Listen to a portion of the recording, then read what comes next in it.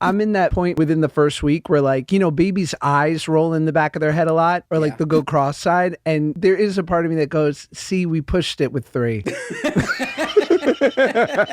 He's fine. He's great. But yeah, I'm not going to lie. Ruby makes a lot of weird noises. It's just like, are you okay?